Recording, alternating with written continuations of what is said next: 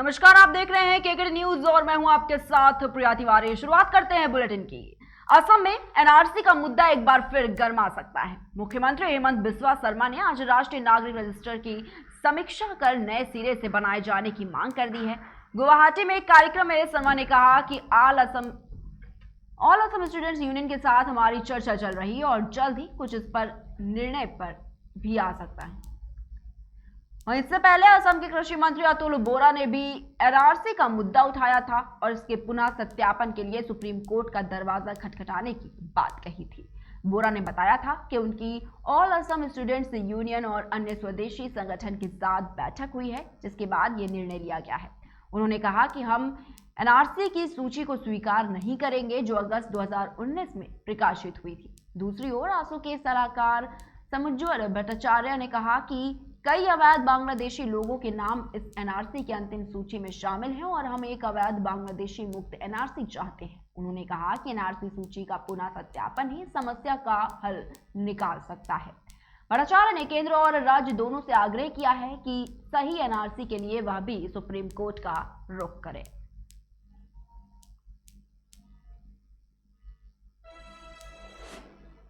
वहीं इजरायल में जानलेवा कोरोना वायरस का संकट बरकरार है। आज प्रधानमंत्री नफ्ताली बेनेट भी इसकी चपेट में आ गए हैं। नफ्ताली बेनेट कोरोना से ऐसे वक्त संक्रमित हुए हैं जब अगले महीने की शुरुआत में उनको भारत दौरे पर आना है। बताया जा रहा है कि पीएम बेनेट ने कल अमेरिकी विदेश मंत्री एंटनी ब्लिंकन के साथ में बैठक की थी। इजरायल के प्रधानमंत्री नफ्ताली बेनेट अप्रैल की शुरुआत में भारत दौरे पर आ रहे हैं। इस दौरान दोनों देशों के बीच यूक्रेन संकट को लेकर चर्चा हो सकती है। बेनेट की यह यात्रा ऐसे वक्त में हो रही है जब दोनों देश राजनयिक संबंधों की स्थापना के 30 साल पूरे होने का जश्न मना रहे हैं। प्रधानमंत्री नरेंद्र मोदी और उनके इजरायली समकक्ष ने आखिरी बार पिछले साल नवंबर में ग्लासगो में संयुक्त राष्ट्र जलवायु परिवर्तन सम्मेलन यानी कि COP26 के दौरान मुलाकात की थी। भारत और इजरायल के बीच 29 जनवरी 1992 को पूर्ण राजनयिक संबंध स्थापित हुए थे और इस साल की शुरुआत में इस मौके को चिन्हित करने के लिए एक स्मारक लोगो लॉन्च किया गया। लोगो में डेविड के सितारे और अशोक चक्र को दर्शाया गया है और ये अंक 30 बनाता है जो द्विपक्षीय संबंधों की 30वीं वर्षगांठ के रूप को दर्शाता है। वहीं केंद्र सरकार ने सुप्रीम कोर्ट को यह बताया है कि राज्य अपने यहां किसी समुदाय या भाषा को अल्पसंख्यक का दर्जा दे सकते हैं। यह उनके अधिकार क्षेत्र में आता है। केंद्र ने राष्ट्रीय अल्पसंख्यक आयोग के गठन को चुनौती देने वाली याचिका पर यह जवाब दाखिल किया है।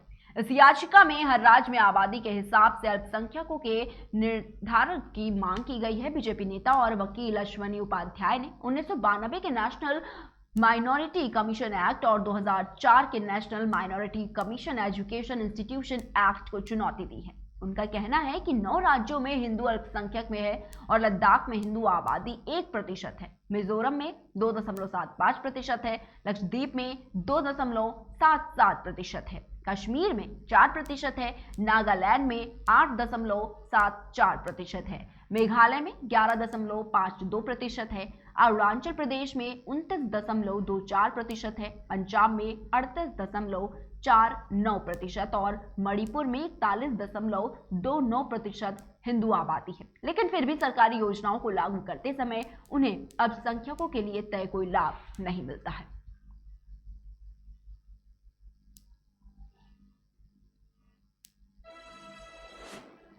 वहीं पश्चिम बंगाल के बीरभूम जिले में हिंसा की हालिया घटना को रोकने में कथित लापरवाही को लेकर गंभीर आलोचनाओं का शिकार हो रही प्रदेश पुलिस का मजबूती से बचाव करते हुए मुख्यमंत्री ममता बनर्जी ने रविवार को कहा कि 1 या 2 व्यक्तियों की गलती के लिए पूरी पुलिस बिरादरी के अच्छे कार्यों को नकारा नहीं जा सकता है।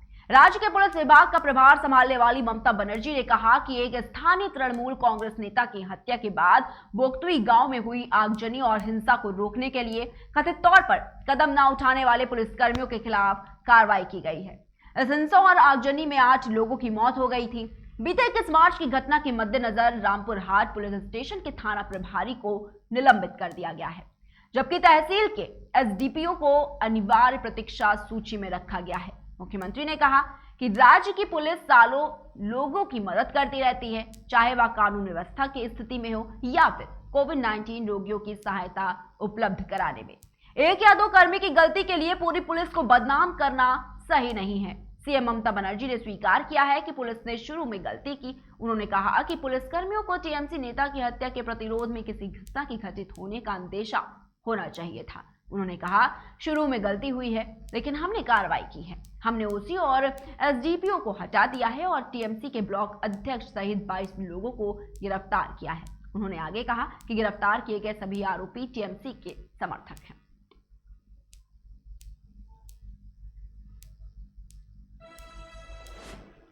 वहीं देश में जानलेवा कोरोना वायरस महामारी के नए मामलों में आज 10.6% की गिरावट दर्ज की गई है। देश में पिछले 24 घंटों में कोरोना वायरस के 1270 नए केस सामने आए हैं और 31 लोगों की मौत हो गई है।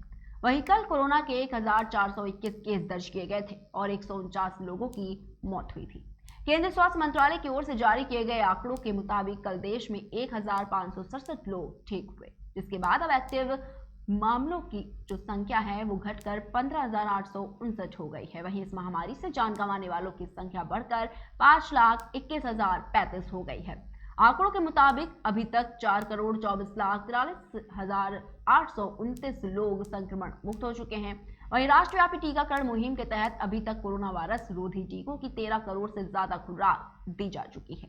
कल 4,20,882 डोज दी गई, जिसके बाद अब तक वैक्सीन की 143,26,35,673 डोज दी जा चुकी है। वहीं केंद्रीय स्वास्थ्य मंत्रालय के मुताबिक स्वास्थ्य कर्मियों लोगों को कोरोना योद्धाओं और 60 साल से ज्यादा आयु वाले अन्य बीमारियों से ग्रस्त लोगों को 2 करोड़ से ज्यादा एहतियाती टीके भी लगाए गए हैं। वहीं देश में कोविड रोधी टीकाकरण अभियान 16 जनवरी 2021 से शुरू हुआ और पहले चरण में स्वास्थ्य कर्मियों को टीका लगाया गया। वहीं कोरोना योद्धाओं के लिए टीकाकरण अभियान 2 फरवरी से शुरू हुआ था।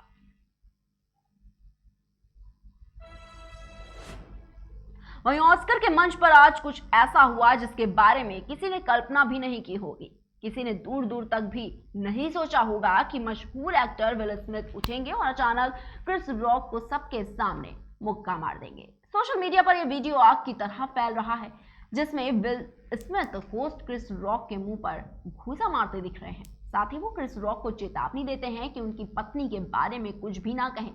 दरअसल क्रिस रॉक स्टेज पर डॉक्यूमेंट्री फीचर के लिए ऑस्कर अवार्ड देने आए थे।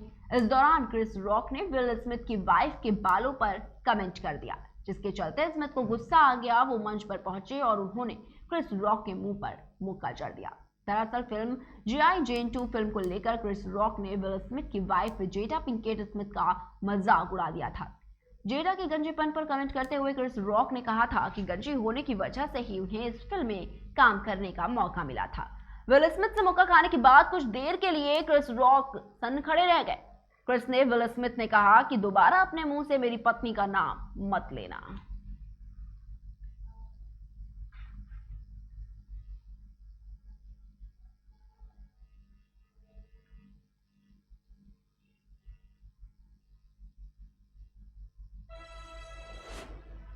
फिलहाल के बुलेटिन में इतना ही। देश और दुनिया की तमाम बड़ी खबरों को देखने के लिए देखते रहिए केकेडी न्यूज।